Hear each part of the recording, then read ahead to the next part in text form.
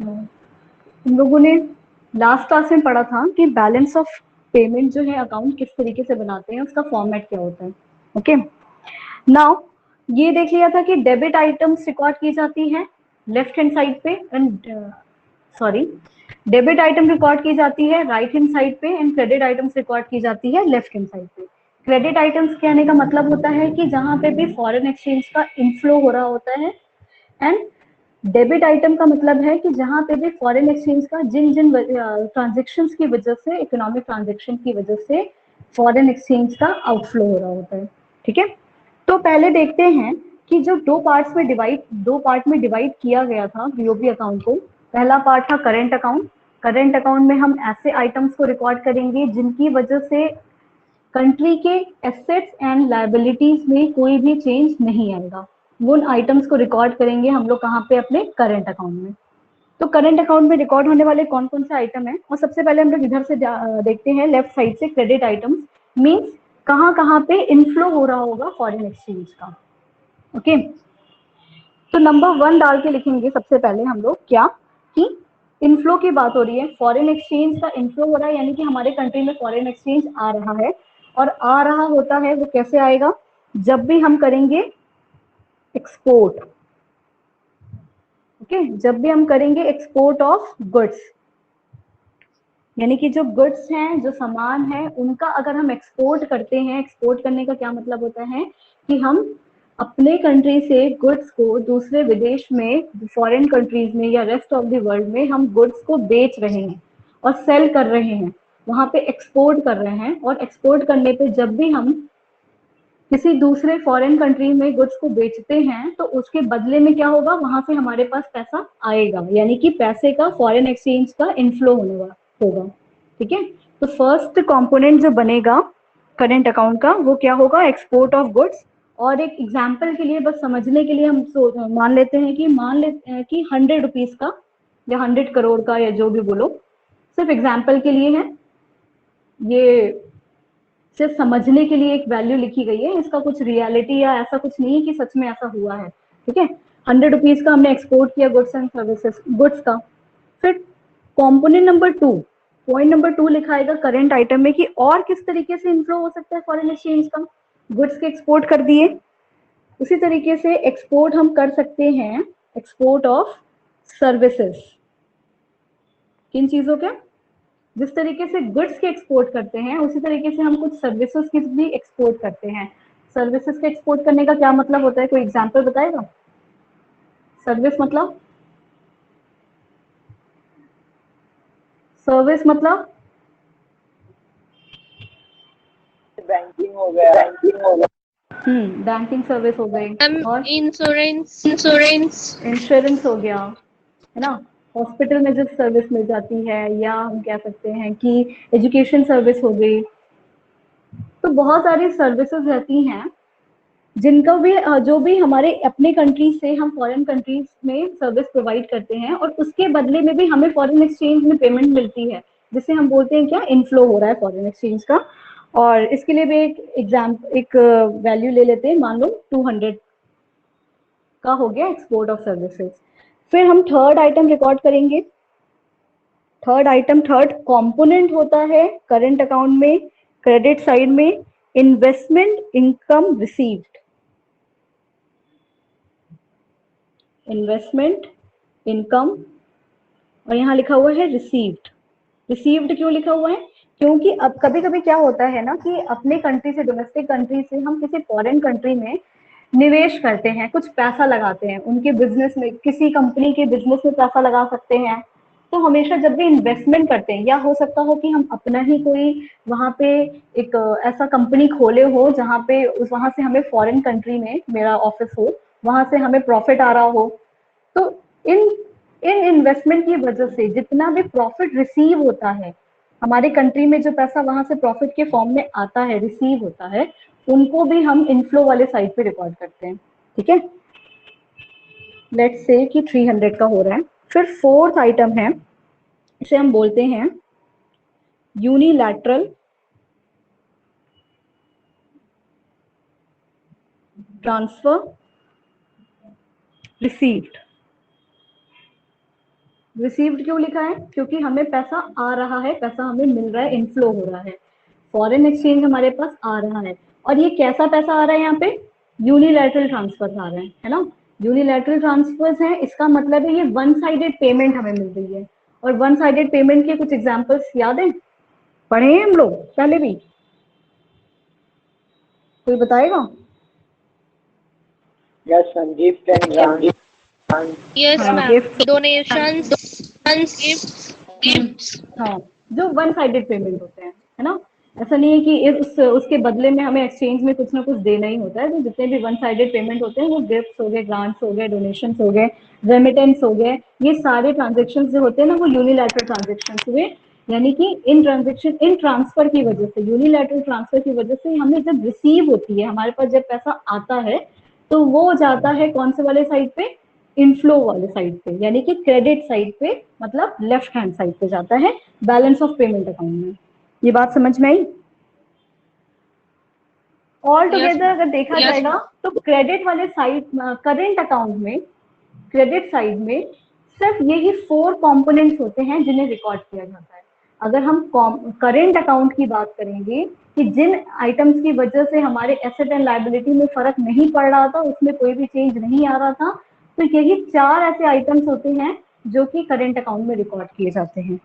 कुछ ऐसे आइटम्स होते हैं जिनकी वजह से एसेट एंड लायबिलिटी में इफेक्ट पड़ता है, उसमें चेंजेस आते हैं, उन्हें हमें कहाँ रिकॉर्ड करना है? उनको हमें अपने कैपिटल वाले अकाउंट में रिकॉर्ड करना है। ठीक है, कैपिटल अकाउंट में रिकॉर्ड करने के लिए पहला एक एग्जांपल देखते हैं। जैसे कि यहाँ भी हम उन आइटम्स को ही रिकॉर्ड करेंगे ना जिनकी वजह से इनफ्लो हो रहा होगा फॉरेन एक्सचेंज का।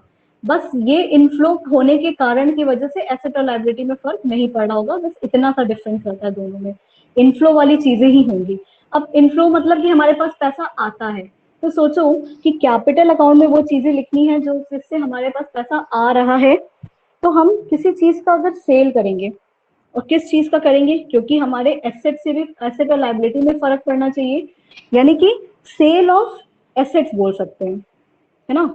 और एसेट में फॉर एग्जांपल मान लो जो गोल्ड रिजर्व रखे हुए हैं, गवर्नमेंट हमारी, सरकार हमारी जो अपने पास गोल्ड के फॉर्म में रिजर्व रखी हुई है, एक तरह से वो कंट्री के लिए क्या हुआ? उसका कंट्री का एसेट हुआ। और अगर एसेट को वो सेल करती है यानी बेच देती है, तो बेचने पे क्या होगा? हमको पैसा मिलेगा।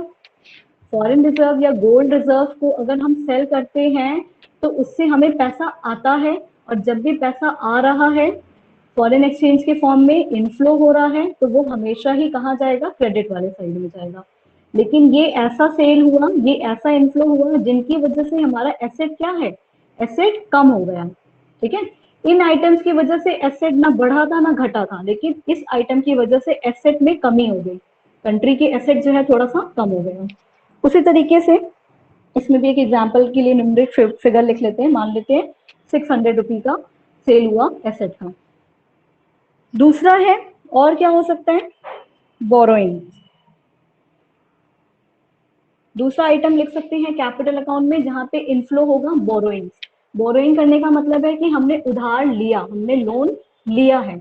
अब लोन लेंगे कभी भी तो हमारे पास पैसा, और लोन कहाँ से ले रहे हैं? लोन हम ले रहे हैं ना जो है फॉरेन मार्केट से ले रहे हैं, जैसे वर्ल्ड बैंक से ले रहे हैं या आईएमएफ से ले रहे हैं, उनसे लोन ले रहे हैं। डोमेस्टिक बोरोइंग नहीं कर रहे हैं हम, इंटरनेशनल बोरोइंग कर रहे हैं।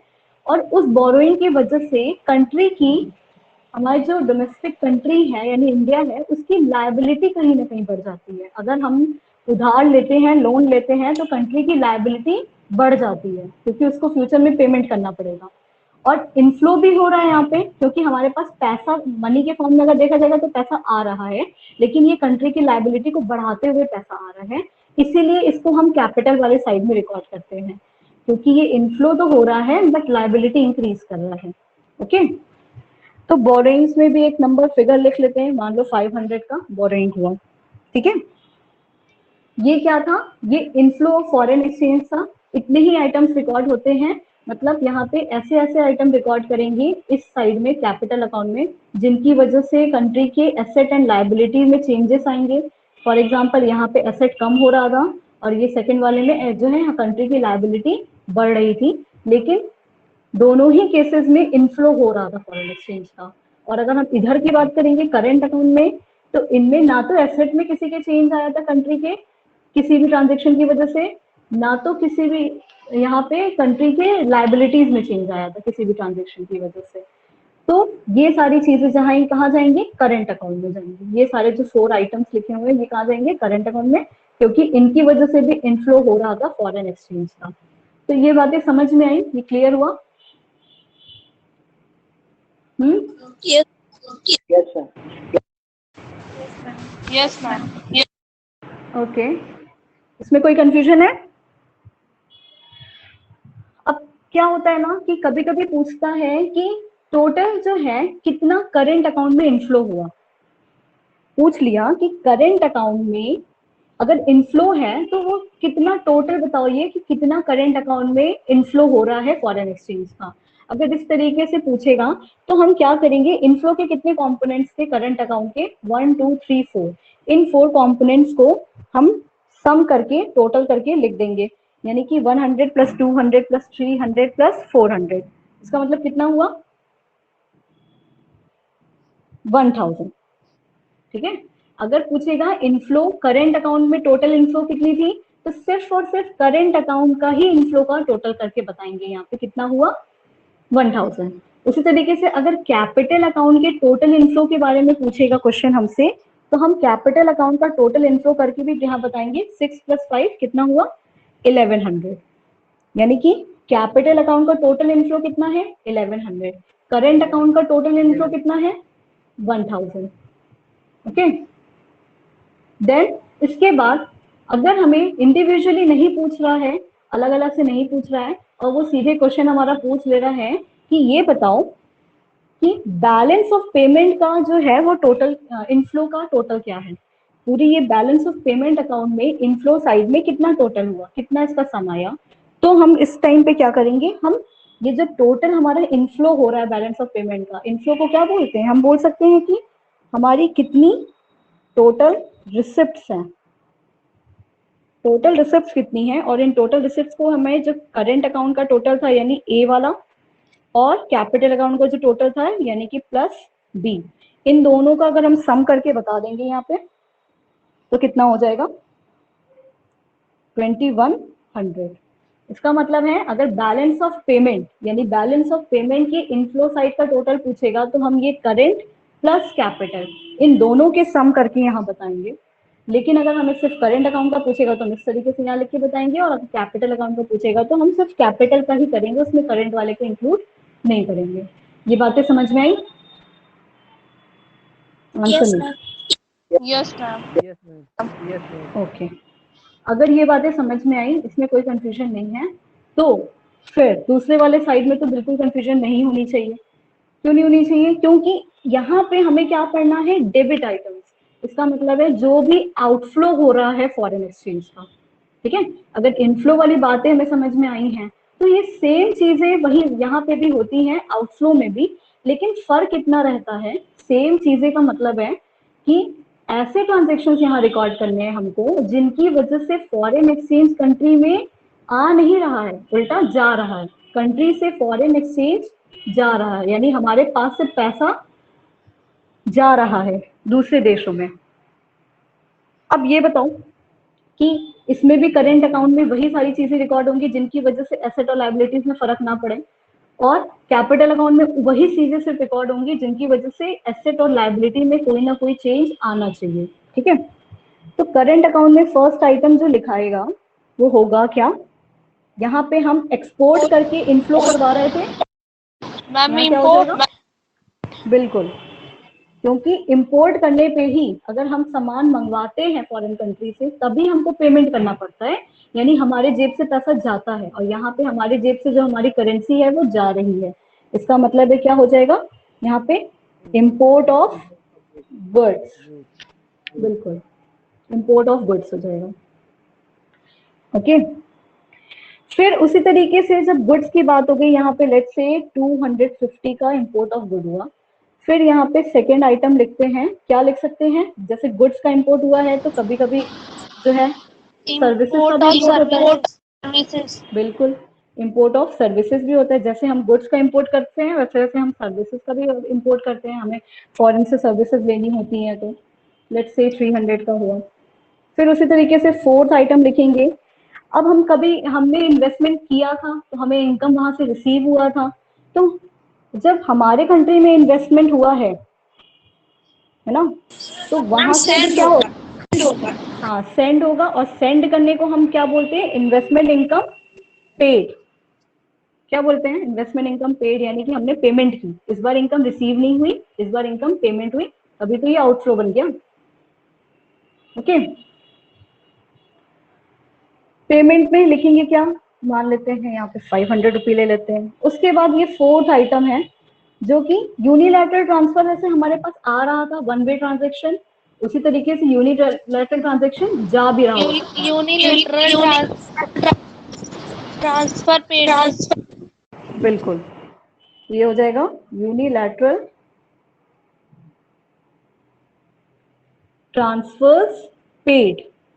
पेड मतलब हमने पे किया, और इसमें भी एक नंबर न्यूमेरिक फिगर लिख लेते हैं, यानी कि मान लेते हैं 100 रुपये का पे किया। अगर करंट अकाउंट का आउटफ्लो की बात करेंगे तो आउटफ्लो में क्या होगा, import of goods, import of services, investment income paid, ध्यान रहे पेड हो रहा है यहाँ पे, और यूनिलैटरल ट्रांसफर भी पेड हो रहा है, यानी कि हमारे पास से जा रहा है, आउटफ्लो हो रहा है फॉरेन एक्सचेंज का। ठीक है, उसी तरीके से कैपिटल अकाउंट की बात करेंगे, क्योंकि इन ट्रांजेक्शन्स की वजह से एसेट एंड लायबिलिटी में कोई फर्क नहीं पड़ा, बट कैपिटल अकाउंट में वही लिखना है जिनकी वजह से एसेट एंड लायबिलिटी में चेंजेस आएंगे। और वो क्या हो सकते हैं आइटम्स, अगर हमारा सेल किए थे एसेट को, तो एसेट कम हो गया था लेकिन पैसा आ रहा था, तो पैसा जाने के लिए हम बोल सकते हैं क्या, परचेज ऑफ एसेट्स, बोल सकते हैं। एसेट में यहाँ पे फिर से गोल्ड का ही एग्जांपल ले सकते हैं कि अगर इस बार हमने गोल्ड की परचेज, यानी हमारे पास से पैसा क्या हो रहा है, जा रहा है। ठीक है, और एक फिगर लिख लेते हैं 750। ये फिगर क्यों लिख रहे हैं ये बाद में पता चलेगा, एक एग्जाम्पल के लिए। ऐसा रियल में कोई फिगर नहीं है कि बताया जा रहा हो कि इतने रुपए का परचेज हुआ था। ठीक है, ये सिर्फ और सिर्फ एक समझने के लिए, एक एग्जाम्पल के लिए फिगर है, क्योंकि हम जब भी आइटम लिखते हैं आइटम के साथ उसका अमाउंट भी लिखते हैं, इसलिए यहाँ पे एग्जाम्पल के लिए कोई भी एक नंबर लिखा जा रहा है। और दूसरा क्या हो सकता है कैपिटल में, बताओ अपने आप से। मैम लैंडिंग, बिल्कुल, जब यहाँ बोरोइंग कर रहे थे, यानी लैंडिंग। यहाँ पैसा ले रहे थे, यहाँ पैसा देंगे तभी तो हमारे पास से पैसा जाएगा, आउटफ्लो होगा। और लेंडिंग करने से क्या होता है, एसेट एंड लायबिलिटी में बताओ किस तरीके का चेंज आता है, किस चीज में क्या चेंज आता है लेंडिंग से। हाँ, क्या हो जाएगा हमारा,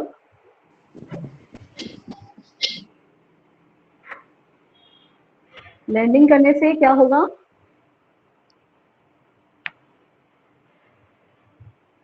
ma'am repayment of loan.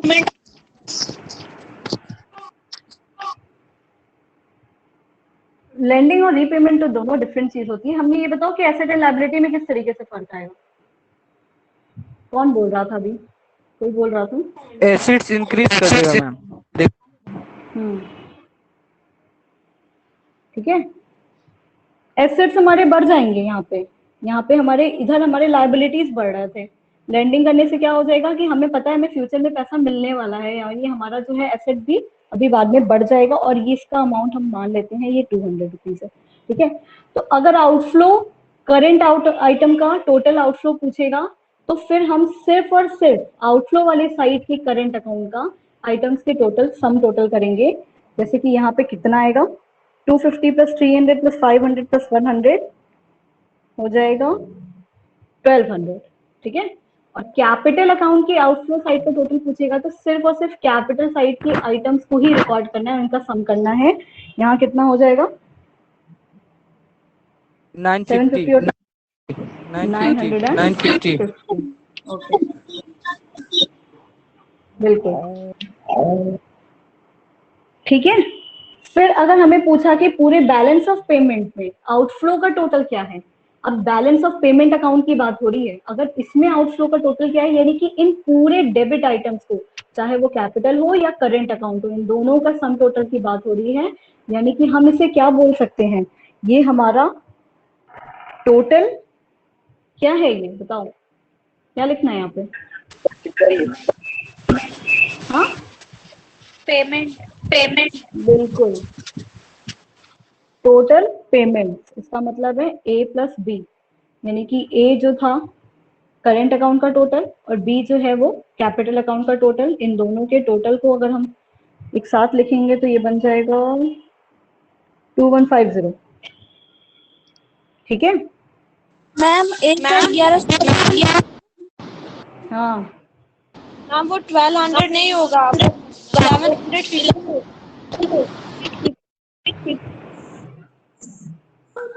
1150। Yes ma'am 1150 होगा। फिर से करो। मैम ए वाला जो है 1150 टोटल करने पे।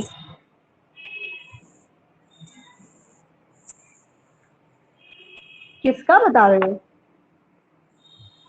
मैम ए वाला जो ओके ओके ओके, ए वाला हाँ समझ गए समझ गए समझ गए, 1150 है ये।